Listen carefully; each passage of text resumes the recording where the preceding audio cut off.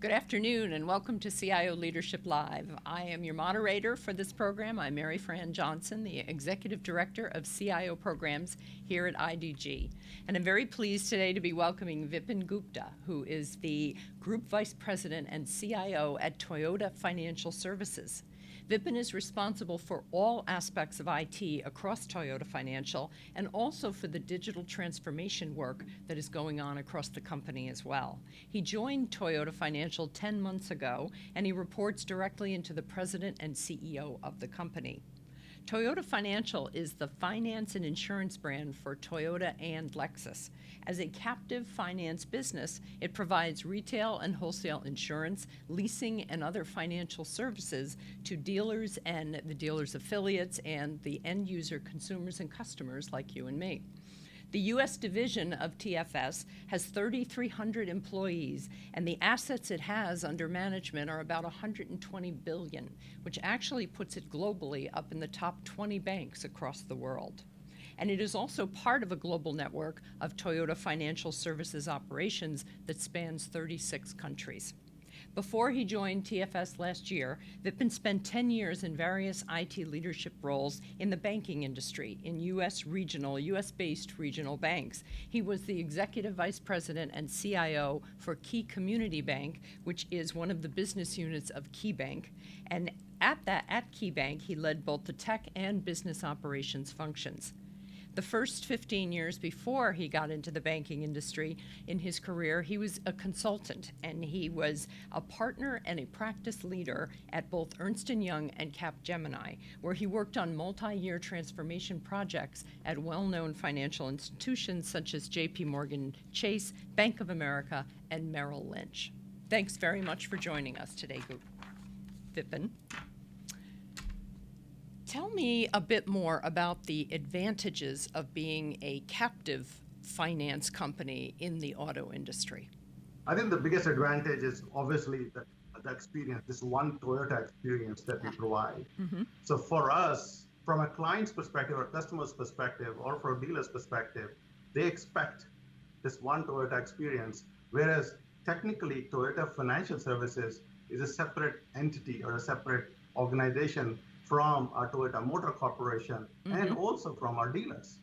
But from customers' point of view, they don't really care. They expect this one Toyota experience. Right, Toyota is Toyota. That's mm-hmm. the advantage of a captive finance or auto captive finance like ours. Yeah. Well, and on the other side of it, you mentioned that you're facing dual disruption in the market as well, that both financial services and the automotive industry are essentially experiencing the explosion of the mobile life that we all live and the expectations that brings from customers. So talk a little bit about what you see disrupting in these traditional markets, both on financial side and on the auto industry side. Yeah, and that's right. So in my view, the software is redefining the world. Mm-hmm. Software is redefining our industry. Software is redefining our business. Software is redefining our customers and customer expectations. And our industry is getting reshaped on two fronts for Toyota Financial Services, one on the automotive front and other on the financial services, just like you described. So automotive industry is reshaping into a mobility industry, whereas financial services business is reshaping into a digital business. So what we are doing, TFS, is redefining itself into a mobility company, a mobility finance company to enable the freedom of movement. Okay. So it's no more just about ownership of the cars, which will mm-hmm. be there, but it's about moving from point A to point B, and that's what we are enabling in this new reshaping industry. Well, and when you say mobility industry, you mean more than just access from anywhere in any device. Expand on that a little bit more. I'm trying to picture how an industry becomes a mobility industry, what some of the differences are. Yeah, so in our case, I do not want us to confuse this mobility from the mobile devices. Right. In our case, the mobility is the movement of people, movement of material from point A to point B. So today, if you have to move from point A to point B, we use vehicles. Mm-hmm. And in today's world, also, it is reshaping into, for example, for you to go from point A to point B, you can now take taxis, but more importantly, you can also usher services like ride share or Uber and Lyft. And that's what we mean by mobility. But mobility goes beyond just the vehicles on the road. Mobility can also be moving from one room in the hospital to another room in the hospital. And the idea here is that Toyota, as an industry, as a business, we are going to support all forms of mobility for the people and for the material in the future. Okay. And when we were talking about your customers, what struck me was the fact that you've got multiple groups. You've got internal employees, all of your associates are customers, your dealers, the affiliates of Toyota, and then end consumers like myself. How do you have different strategies for each group, or is everything you're doing kind of a one size works for everyone? Yeah, so for customer expectations, so all our customers, which are our dealers, our drivers, and the consumers, in this mobility context, everyone expects us to play a much bigger role. So for our dealers, they expect us to provide them or make them part of this broader value chain and provide a win-win not only for the dealers, but also for the customers. Whereas the drivers expect better in-car experiences, and whether they own the car or not. So the drivers and consumers expect enhanced in-car experiences, and they expect us to fulfill their mobility needs, irrespective of whether they own Toyota cars or not. So customers expect simple experiences. And I think what is happening is it's shifting from a traditional kind of an omni-channel experience to what I call as an on-my-channel experience. So it's really shifting those letters of, instead of calling it O-M-N-I, we think about them as O-N-M-I, which becomes on my channel. And that's the shift, where omni-channel is typically an inside-out view. It's our view of providing our consumers all the channels. How do you reach everyone? How do you sell everything? Yes. That's right. And on my channel takes it to another level where we are not only providing omni-channel, but we are really thinking about the customer first and looking at it from outside in on where the customer, on the channels that the customers are on. They could be, we have to be where the customers are. Customers could be in the dealership, we need to be there. They can be in the car, in the home, or using an app with one of our fintech partners, for example. Okay. Do you have, I know that's a relatively new strategy. Do you have anything to show for that yet? Is there anything that consumers might be noticing today that is more in that on my channel rather than omni? So not yet. We are experimenting various aspects of this so-called on my channel, or what we call as internally as a customer chosen experiences. But what you will see is in coming months and years, we will start deploying some of these experiences where it is not about creating a capability and distributing it across the channels, but uniquely designed to enable a particular experience where the customer is. And largely the focus is around how do we connect consumers and dealers, say around dealership? How do we change that experience going forward? Okay. Now, whenever I interview CIOs, I always start out asking, especially CIOs who are into not only a new job recently, but a new industry, on what are the biggest challenges that you are initially encountering. And yours was actually a surprising one. It had to do more with the way your IT suppliers and partners were viewing Toyota Financial. Talk a little bit about that. I thought that was a new one on me. Yeah, so one of the early things that when I joined TFS and I realized was that a lot of our suppliers, the way they thought about us, they really didn't think about us as a financial services organization. And one of the things that we had to do was to kind of really highlight the fact that we are a financial services organization to support a manufacturing organization. Right.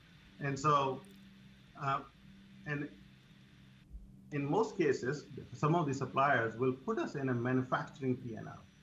Okay. And the way I think about this is on the surface, while it may not seem such a big deal, but if you really think about this, for example, a Java programmer with a financial services background will be more effective and more efficient for a financial services products and services compared to a Java programmer from a manufacturing side working on the financial services side. Mm-hmm. And so when we talk to our suppliers, they immediately understood this gap and understood this miss. And once they understood it, they were able to make a quick change. And I'm happy to say that most of our suppliers, all our top 20 suppliers, have now aligned us to their financial services organization, to their financial services executive team. We're already seeing the difference. We're already seeing the difference in our conversations, the quality of conversations, and the kind of partnerships that we're trying to build with them.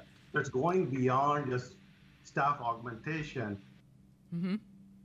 how these suppliers can be part of this new change in the operating model that we're going through, and also change in our industry and the business practice. Right, right. Well, and we'll get into a little more discussion about your suppliers because you've changed more than just the way they see you. You have a lot of relationships changing too because of some of the other things you have going on there.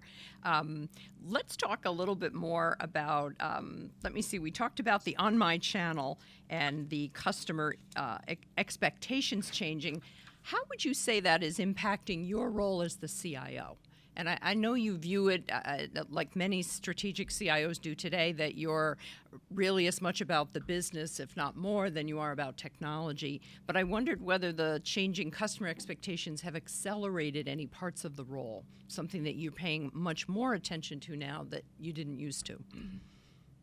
Yeah, and I would say it is really this idea that IT can be obviously a strategic enabler, but it can also be a significant detractor.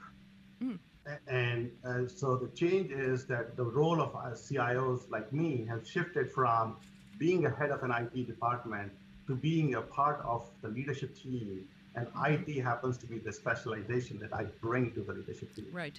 And so if you think about other aspect is that we need to kind of move into this digital world, move into this mobility world. We need business leadership in IT and IT leadership in business. So I believe the ability to harness the software or the responsibility to harness the power of software is not just for IT department anymore. Everyone in Toyota Financial Services need to be part of this digital revolution that we're going through. And that also on the other end is technology's role is not to build more technology, it is to build more business. And that's the shift that is taking place not only in my role, but everyone in our traditional IT organization, where we are connecting across the supply chain of business and technology, and really, truly breaking away these boundaries between business and technology, which have traditionally existed in organizations like ours. Well, you had something very interesting when we were talking about digital transformation and just digital in general. You made the point that it's not just about rewriting and upgrading the technology, but it's rewriting the way people work together that fully harnesses the power of that. Can you give us an example of what you see coming with that, or maybe something you're doing already? Yeah, so again, I think one of the critical things for us is going to be speed. And to create the speed, it will come on three fronts. The way we think about agility on three fronts: agility of how we build the software, agility on how we make decisions, and then agility on what our platform looks like and how we connect that platform. So all three elements have to come together. And I also believe this speed is not only going to come from just introducing new technologies. We have to fundamentally reimagine how we work, and specifically how IT works. Because IT is the foundation for this digital. And so we are starting to make lots of changes around the IT operating model to ultimately give us this speed to drive this digital transformation. Yes. And we can talk about that. Yes. Well, and I was thinking this might be because you made the point that you're becoming an agile digital business. And one of the ways you're doing that you're changing the way you build software to make it more like the way you build cars, which is, globally known as a very efficient approach from Toyota. And that led us to talking about your digital factories. Let's talk about that a little bit. What are your ABC digital factories? And what does the ABC stand for? Yeah, so ABC stands for Agile Business Capability Factory. Okay. And the idea here is we deliberately named them ABC. One, it's cool, but more importantly, these are not just IT factories. These are truly business capability factories. And so we are changing the way we build software. We will build software the way we build cars. We will bring the same automotive manufacturing practices, the disciplines, and the standards to the software manufacturing. So we launched these factories uh, started to launch these about 3 months back, and we called and with an intention to create this agility, and we took this entire business of TFS and organized it into about 56 business capabilities. And for each business capability, we established this factory, ABC Digital Factory, with clear ownership and accountability. And each factory, we are trying to keep the framework really simple. And each factory has what I call as a 5-point framework. Okay. And you follow the 5 rules, I think we'll get the right factory for the right business capabilities. And these are largely based on Agile and Lean principles. So each factory, number one, each factory has to deliver a change at least monthly. They can do it faster if they choose to. Each factory has a durable fixed size team. We call them factory squad. Each factory follows the same framework for meetings, routines, ceremonies like daily scrums and weekly sprint reviews, etc.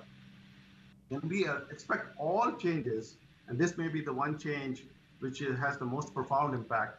All changes to the business capabilities are fed through a single backlog for that factory, single funnel. No changes to the software or the platform are going to take place outside of the factory. And then finally, each factory has a dual ownership, 2 in the box. One with the technology expertise and another one with the business expertise. And both have equal accountability, equal empowerment, equal decision rights. And both are accountable for the flow of input into the factory and defining the output from the factory. Interesting. And this kind of framework not only helps empower the ownership or owners of the factory, but it also helps me, changes my role, because instead of micromanaging these factories, my role becomes more around providing the tools, the standards, the framework, the platform to allow these factories to prosper and flourish without micromanaging them on a day-to-day basis. And what sort of roles are included on a factory squad? Because this is not just IT people, so it's business and other parts of the operations. Yeah, so it really starts from all the way across the organization. So it's a cross-functional team that starts with the traditional business functions, the one who owns the process on a day in, day out basis. So those are our business owners or business factory owners. They're paired up with our technology factory owners. And we also have, we have a typical team of various kinds of engineers that are relevant for that particular platform. In addition to that, we have also introduced some roles like reliability engineer. These are the engineers whose role is to ensure the software that we are building is designed for high quality IT operations. And also then we have automation engineers, and the engineer's role is to make sure whatever we do in the factory, whatever software is produced, one, we are applying automation, and second, we are designing it for automation. And automation is going to be a significant part of this factory to drive the speed. So these roles are cross-functional. In addition to that, we also have dedicated roles for information security, dedicated roles for legal and compliance functions. So we have really looked at it across the organization and set it as a horizontal teams from one end of the supply chain, which is the customer, to the other end of the supply chain, which is the infrastructure. Yes. Well, and I could see how this would lead to a lot of reorganization inside the IT organization, but it sounds like it also is driving some reorg across other parts of Toyota's business. So is this an everybody into the pool kind of reorganization that has been going on in the last year or so since you got there? Yeah, so I think that was one critical piece here, because what I've seen in the past, my experience has been that traditionally we tend to apply agility in one area of the organization or one project of the organization. Frankly, and I think we have had mixed success with that kind of a model. But to be a truly agile business and agile organization, you have to really look at it completely and holistically. And that was the conversation that we had early on in our organization to say, if we are going to be an agile business organization, then all of us have to be in this model. And fortunately, we all decided, and culturally, this is what I like about the team here and being part of the Toyota, is they're very passionate and they have a pride in this Toyota brand. So we do debates. Once we agree the outcome of the debate, then everyone follows through this decision. So once we made that decision, it was really easy for us to shift this model where it's not just an IT operating model that is changing, but it's also impacting other aspects of the organization and almost really creating these horizontal business capability trees. And to me, I think that's what's powerful. It's almost like, you know how it is, if it's a supply chain and the only 2 links in the chain are agile and other 8 links are not agile, it's not going to be agile. I know a lot of companies end up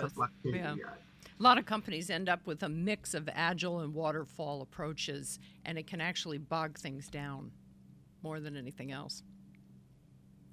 How is this different from the kind of agile development or agile and lean development approaches you've seen go on in the finance industry and banking where you came from? Is this like agile on steroids, or how is it different? Yeah, I think the difference is really, which is our secret sauce, which is Toyota. We are going to manufacture the software the way we manufacture cars. And part of that whole process is how we manufacture cars. Is a lot of it is also done through automation. So last year, when I joined TFS, Toyota Financial Services, I had an opportunity to go to Toyota City in Japan, and I got to see our factory. And it's such an inspiring experience where you see these cars, Toyota Camry and Toyota Priuses, rolling off the assembly line at 58 seconds per car. We look at this entire process, and the reason we are able to do it is obviously there are human elements to this, but there's a significant amount of automation that we do to drive the speed and drive this quality through the assembly plants. So we would apply the same practices here, and that's the nuance. It's not just agile and lean, it's really agile, lean, and automation. And automation is a big part of this. So we are looking at automation slightly differently, in the sense we're looking at automation for every task that the factory performs, not only in the factory, but then what happens after the factory produces the software in the IT operations area. So we're looking at entire cycle of software, from software development, software testing, software deployment, all the way to monitoring, as well as incident management, and kind of creating this automated support system for the factory. Just like in our factories where we manufacture cars, when we are assembling the cars, we are focused on assembling the cars. We're not worried about the underlying infrastructure that the factory provides. We expect that to happen as per the process. So today, that's not where IT is, but that's where we are going to go. It's design agile with automation in mind from beginning to end. And frankly, automation is just one part of the story. The second part, or the main part of the story, really is the talent, the people. And we need the wisdom of people to fully realize this value of agility and automation. Well, and as a point you made, and we'll definitely get into the people angle, but I wanted to circle back on the notion that this changes the nature of work for the people that are part of IT. How fast will this happen? When you talk about software eventually being manufactured just the way you do cars, are we looking at a 10-year horizon or a 2-year horizon? What is the time frame? We have an extremely aggressive plan, my friend, because we don't have time. We don't have 10 years. Speed is going to be key. So we are really targeting this for next 2 to 3 years. And I'm very confident. I think we're going to make progress. I don't know what degree of agility and what degree of automation we will be able to achieve, but our aspirations are very high to achieve a very high degree of automation and create this completely different kind of a speed on how we deliver software and the business changes, because that's what is needed to compete in this new digital world, especially with our new competitors who are inherently digital. So we need to operate with their speed or even better than them. And when you talk about those new competitors, are you thinking about Google and Apple and Facebook, or are you thinking about other car manufacturers? No, you're absolutely right. So they don't have to be car manufacturers because today our customers, their experiences are not only dependent on or based on their experiences with Toyota. They have other customer experiences or other experiences around them, and they expect us to deliver the same kind of experiences that they are getting from other digital organizations or digital businesses. Okay. So these could be these large digital organizations and also smaller ones like fintechs that are coming up, a lot of entrepreneurs. So we have to also keep that in mind. So bottom line is one common denominator is that speed is going to be critical in future, but we have to be very careful. When I say speed, I don't mean speeding. So that's the balance that we have to strike. It's about speed, it's not about speeding. So we're going to take our time, and I think in the next 2 to 3 years, we're going to achieve a significant amount of automation and agility in our organization. Yes. And that, of course, leads us back to with that incredibly aggressive goal. I think you had mentioned that you want a high percentage of automation across all these ABC factories within the next 2 to 3 years. That obviously requires a lot of talent, resources, and a big shift in the sort of talent you need. So are there IT skills that are just going by the wayside? Are there IT skills of the future that you're trying to develop now? How are you approaching the talent challenge around this? Yeah, and I think that's a big challenge for us. In a way, I think what I like about our team is the passion and the pride that I mentioned. So they have all adopted to this new ABC model or ABC Agile Business Capability model, and also the automation underneath. But at the end of the day, people are going to be what's going to make the difference. And it's when I say people, we are really not talking just about technology team members. We're really talking about all team members across TFS. So as I said earlier, that harnessing the power of software is not just a job of IT department, it's everyone's job. So we are stepping back and looking at it more holistically. So what we did was last month, we launched something which we call as TFS Digital Academy. It's just about 2 miles in that direction from this campus. And this Digital Academy is for all our employees and also for our consulting partners too. So our goal is to continuously build this team of experts and build mastery. So mastery in our business, mastery in digital technologies, mastery in new technologies, emerging technologies, mastery in agility, mastery in automation. The key word is mastery. It's not about just managing the project. It's about really understanding the core skills and competencies needed to be a digital organization. And we are creating this. And this academy is not just a training center. It's really a learning center. And when I say learning center, it's about learning and teaching. So our team members are teaching our team members. So what we say is that we are creating a continuous cycle of learning, doing, teaching, and doing. And that's what we have to enable, and that's what we're trying to enable. And the idea here is that everyone has to spend about 10% of their time in learning or teaching these skills among ourselves. So, and I also believe that part of this is that it is open for not just technology team members, but it's open for all of the TFS team members. It's also open for consultants. For example, right now, there's an ABC workshop or Agility Business Capability workshop that's going on. And in that workshop, we have members, every member of the factory, whether they are from consulting organization, whether they're from business organization or technology organization, it doesn't matter. If you are part of the factory, you have to go through a week-long program at a workshop using their own material and their practical real-life examples and real-life experiences. And the idea is it doesn't matter which company you come from. Once you are on a factory team, that's your first. And that we want that factory to be, the talent in that factory to be all pulling in the same direction. And part of that is to not only bring them together through academy, but to teach them agility, teach them automation, teach them these technology skills. That's how we're going to grow the talent. Because traditionally what has happened is when we needed some special skills, we will typically go to an external organization, one of our partners, one of our suppliers, and then ask for those skills, and we'll hire those skills. And that is perfectly fine. But somewhere we forgot that we need to also build those skills ourselves. Yeah, yeah. And part of this academy is to build those skills ourselves. Tell me about the supplier aspects of this. You've got these 56 ABC factories, you've got the Digital Academy, and your top 20 suppliers all have people involved in them.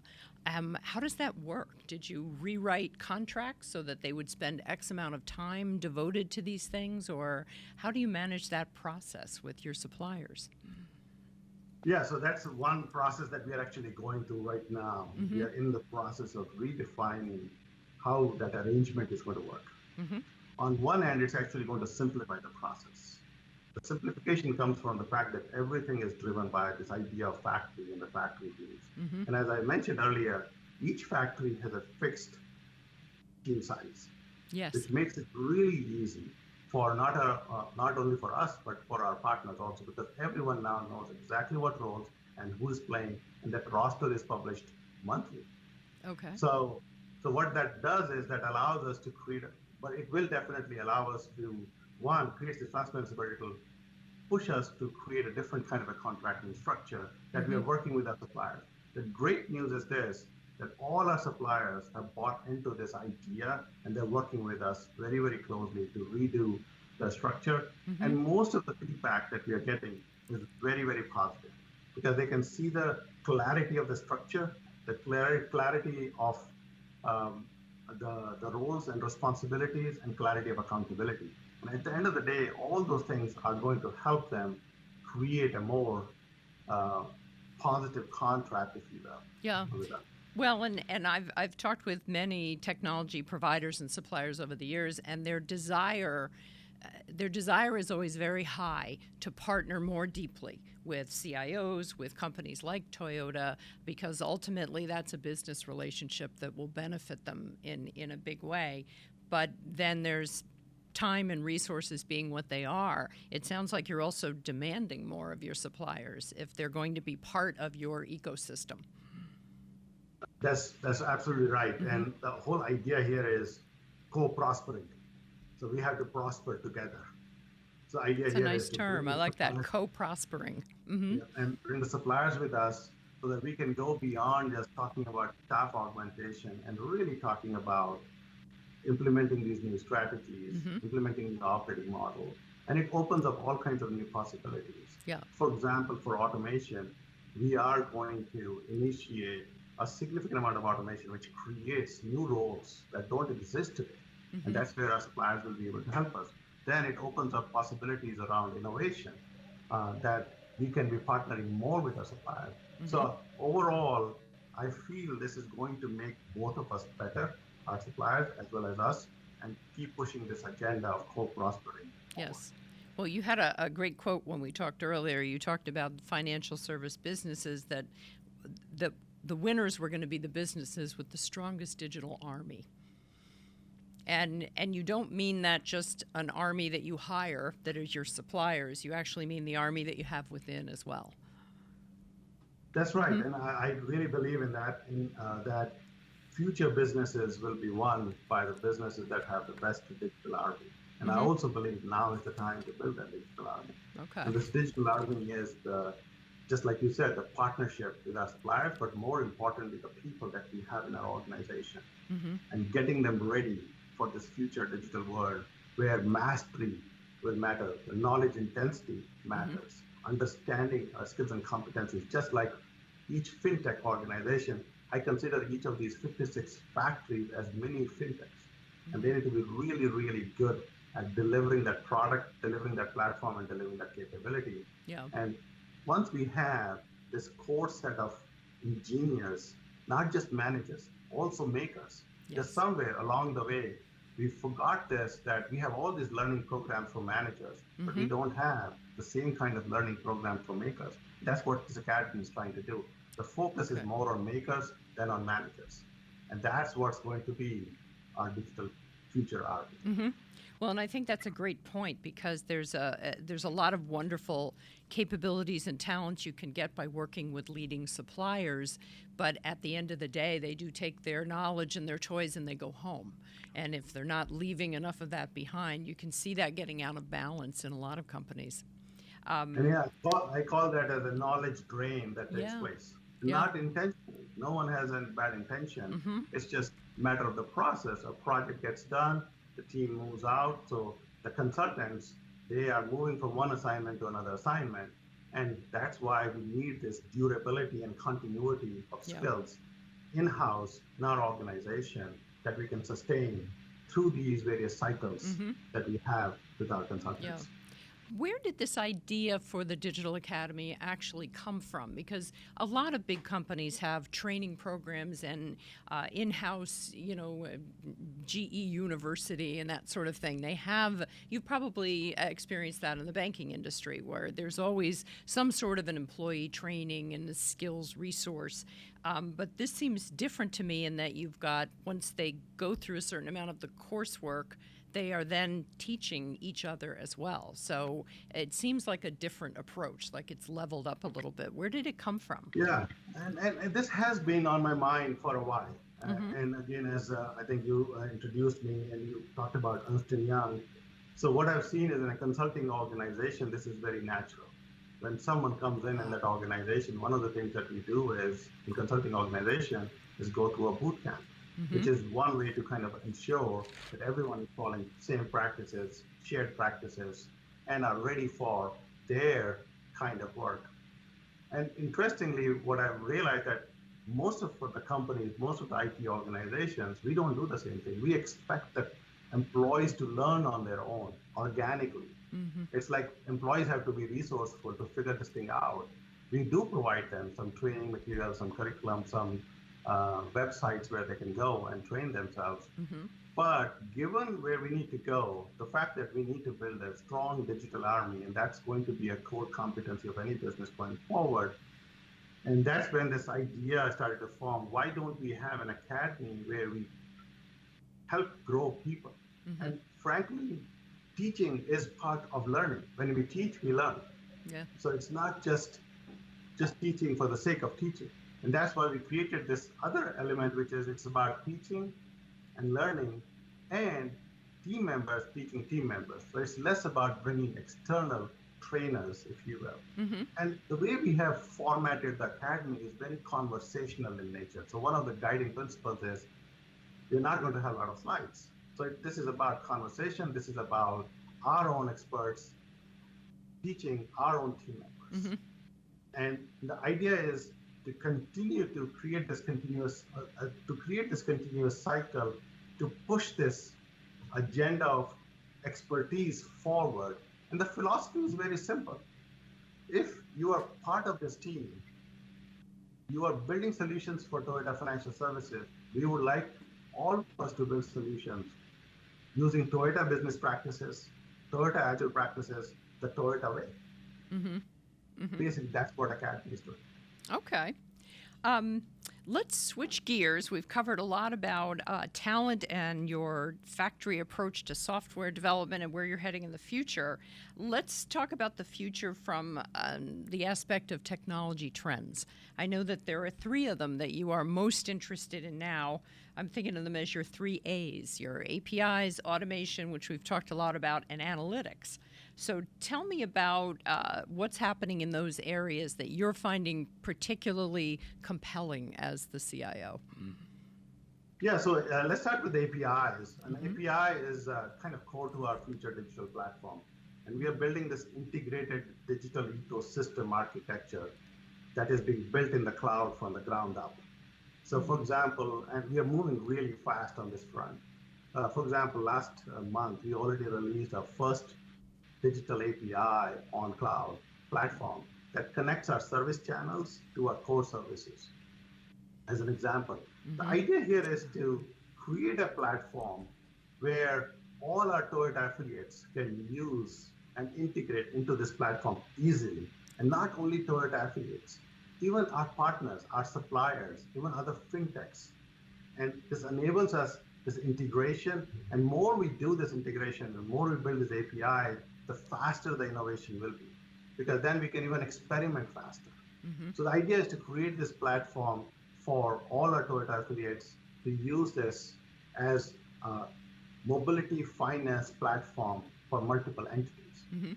And when I say entities, I also think about dealers, because for them to integrate with us, we want to make it really easy, and we want our dealers and our suppliers and our affiliates to see us the platform of choice for mobility finance going forward. Okay. Well, and we talked a good bit about automation and your plans in the inside of the factories. Is there another angle on automation that you're pursuing as part of your emerging trends area? Yeah, so there's what we talked about was the factory, or the automation in the factory, or the software development and IT operations. But then there's an automation on the business side.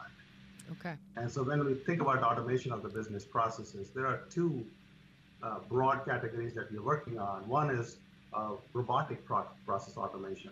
Robotic process automation tends to have more applicability in our back office processes, and we are seeing a lot of success there. But a lot of our focus is also on automating our business processes and improving our dealer and customer experiences. We are designing our existing customer interactions into self-service experiences, for example, through straight-through processing and digitization. So for example, we recently implemented our pilot that automates our claim processing for our dealers. And when we fully deploy, it will allow us to process claims more effectively than ever before. So you have to address automation on both fronts on the business side, the robotic process automation wherever possible, and preferably redesign and reimagine the process to create this digital experience that our customers expect now. Excellent. And then analytics, we mustn't leave that out. I know you're continuing to modernize your data supply chain, and you're enabling analytics across all areas of your business. What's a good example of a place where maybe the dealers or your end user consumers are already seeing some of the benefits of that? Yeah, so again, the way we're thinking about analytics is to build and modernize what we call as our data supply chain, looking at data from all the way from our operational systems to how it gets consumed by our analytics teams, the data scientists, and build these processes where we enable and help decision making for our dealers and for our customers and for our businesses in the business processes. So these range from the use cases will range from sales and product pricing to customer behaviors and interactions to risk modeling. But more importantly, now we are also connecting our vehicle data with the financial gains, like, for example, an end of lease. So in addition to the traditional analytics, we are applying these analytics to processes like making payments, lease termination, optimization of inventory. And one of the other things is, as we think about mobility business, it is shifting from an ownership-based model to a usage-based model. So we are experimenting with processes and systems where we are creating new kinds of payments mechanism, not only traditional 48-month lease or a 36-month lease, but think about a situation where we have someone who doesn't own a car but wants to be in the business of rideshare or share a car. Right. And they can go to one of the dealerships and pick up the car, even if they don't own it, and they can use it for rideshare business.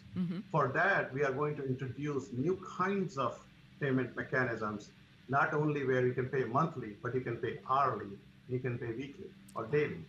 And so for that also, we will need analytics behind it to create that kind of experience that allows this micro payment instead of these monthly payments that our system is used to. Fascinating. And is that in the 2 to 3 year time frame? Is that something happening sooner? Yes, again, I'm a little impatient about these things. So from my perspective, yes, we have to stay very aggressive from a timeline perspective. And I don't think this is another 10-year thing. It has to happen in the next 2 to 3 years. And again, we are working on it. and that's the goal. We have a very, very ambitious plan to get there and deliver these kind of experiences. Great. Well, thank you so much. I'm very glad. I'm grateful that we could catch you at this early stage in all these processes. And I feel like I want to reserve time with you a year from now to check in on how all of this is going. And thank you. Absolutely. I think we should do it next time, maybe at this campus. That's right. That's right. We talked about having our corporate jets bring one of us to the other's location. So I've got to talk to our CEO about getting a corporate jet. You probably already got one. So thank you so much for your time today, Vipin. It was really wonderful. Now, if you joined us late, you can watch the full episode later today right on CIO.com or on YouTube. We have a YouTube Tech Talk channel where all of the CIO Leadership Lives are broadcast and are stationed permanently. And I hope you'll also join me for our next episode, which will be Tuesday, May 21st at 1 p.m. Eastern. I'll be joined by Bill Mayo, who is the CIO at the Broad Institute. And while you're there on the YouTube channel checking us out, please do sign up and subscribe. It is IDG Tech Talk, and you can find all the stuff that we do there. Thanks for being with us today, and I hope you'll join us again next time. Take care.